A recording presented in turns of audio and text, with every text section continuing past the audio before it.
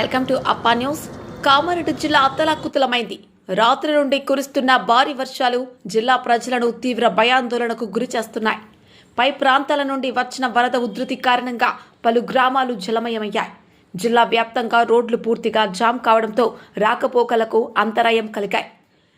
ప్రత్యేకంగా ఎల్లారెడ్డి నియోజకవర్గంలో రోడ్డుపై నీరు ఉప్పొంగిపోవడంతో ప్రజలు తీవ్ర ఇబ్బందులు ఎదుర్కొంటున్నారు. అనేక గ్రామాల్లో నీరు చేరడంతో ఇళ్లలోకి వరదలు ప్రవేశించాయి. కొంతమంది ప్రజలు చిక్కుకొని సహాయం కోసం కేకలు వేస్తున్నారు. సార్ ఇక్కడ జిఆర్ కాలనీ సార్, కామారెడ్డి మొత్తం గ్రౌండ్ ఫ్లోర్ మొత్తం మునిగిపోయింది సార్.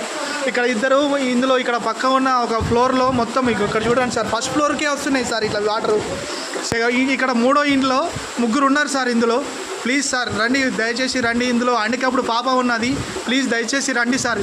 మొత్తం మునిగిపోయింది సార్ కామారెడ్డి జిఆర్ కాలనీ.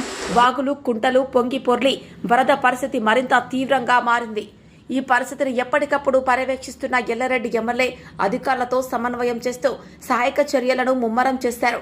ప్రజలు అప్రమత్తంగా ఉండాలని సూచించారు.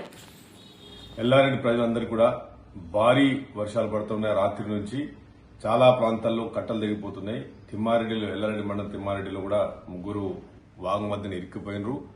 మళ్ళీ తాండూరు దగ్గర కూడా చాలా భయంకరంగా ఉంది, అన్ని పొలాలు పోయినాయి.